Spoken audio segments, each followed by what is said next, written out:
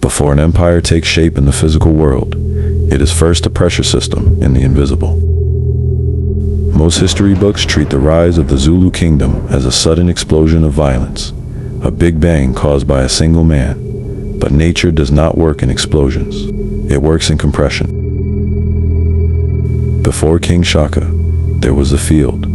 Before the kingdom, there was the architecture. Between 1652 and 1816, while the colonial incision was still a distant wound at the coast, the interior of southern Africa was undergoing a massive structural reorganization. It wasn't just political, it was biological. We are taught to see this era as a collection of isolated tribes involved in skirmishes. But if you look through the lens of the Meridian, you see something else. A high-functioning system of buffer lineages and storage. Kingdoms preparing for a shockwave that was already written in the stars. Welcome to Episode 2, The Ancient Compression.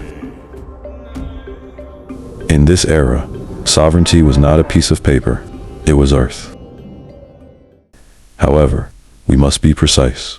To the Nguni mind, the land was not unwound or vacant. It was an ancestral trust. Land was viewed as a matter of shared communal custodianship, a sacred inheritance handed down from the ancestors to be held in trust for future generations. You did not own the soil, you were a steward of its frequency.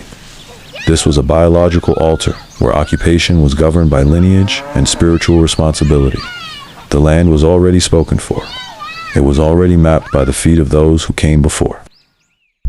While the Dutch settlers at the Cape were busy perfecting the deed and the fence to exclude others, the interior societies were perfecting continuity to include the unborn. But a shift was coming. The incision at the coast had introduced a new frequency into the field, the frequency of extraction. Even if the settlers weren't physically in the Drakensberg yet, the spiritual pressure of their arrival was already pushing inland. This pressure began to squeeze the smaller chiefdoms together. The Zulu, the Mthethwa, the Ndwandwe. They weren't just fighting for grazing land. They were reacting to a spatial interruption. They were moving from a state of relational custodianship to structural consolidation. To understand the era of King Shaka, you must first understand the Triad that preceded it. In the late 1700s, two massive field systems began to dominate the landscape. The Ndwandwe Confederacy under Zwide and the Mthethwa Empire under Dingiswayo. Between them sat the smaller chiefdoms, including the then minor Zulu lineage. The Ndwandwe and Mthethwa were experimental models of sovereignty. They were testing how to hold the ancestral trust in a world that was becoming increasingly pressurized. The skirmishes between them were the friction of two tectonic plates rubbing together. But there was a third player, often overlooked because they didn't play the game of expansion, the Hlubi. The Hlubi were the masters of the art of war, but they practiced it as a defensive science. While the Zulu lineage was moving toward expansion, the Hlubi were moving toward preservation. Situated along the Drakensberg corridors, the Hlubi functioned as a high mountain intelligence field. If the Mthethwa were the sword and the Ndwandwe were the shield, the Hlubi were the storage. They held the ancient codes of war and ritual in the high altitudes, serving as a buffer between the volatile coastal plains and the interior sanctuary. We must introduce a critical concept here, the buffer lineage system. In biological sovereignty, when a system consolidates power to aggressively create excess energy, certain lineages are relocated into geographic buffers, not because they are weak, but because they are being set aside to protect the core frequency.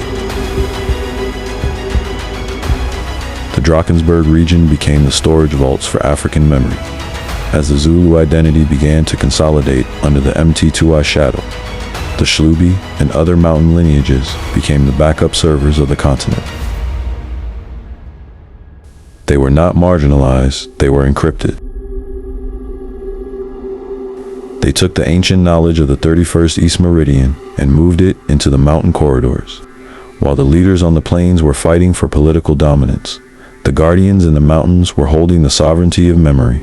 They understood that a day would come when the physical structures would be challenged, and only the ritual structures, the spine, would remain. Numerologically, this era is a masterpiece of design. It is dominated by the 7 and the 4.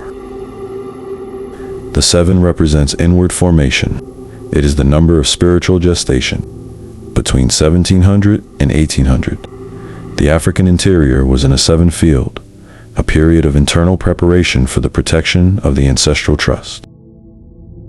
The 4 represents structural consolidation. It is the foundation. As we approached 1816, the 7 moved into the 4. The inward spiritual preparation began to take on a hard, physical structure. This is the Saturn archetype in action, hierarchy formation, and the emergence of institutional power. This was not chaos. This was the field tightening its grip.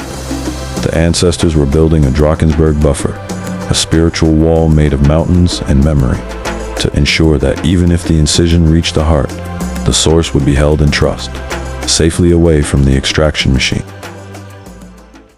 Before the world hears the name of King Shaka, before the 1816 pivot, a different kind of sovereignty was being enacted in the shadows. The compression was reaching its limit.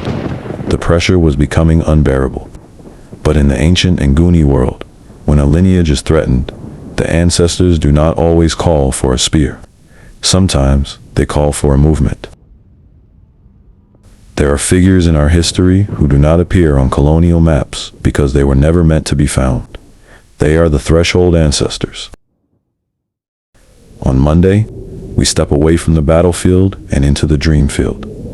We follow the story of a man whose greatness wasn't measured by the land he conquered, but by the lineage he saved through a prophetic exile. We move from the outward struggle for power to the inward instruction for survival. Next time, Episode 3, Mzazela, the exile dream that protected a lineage. The spine is moving, and this time, it's moving into the mist. I am the biological altar.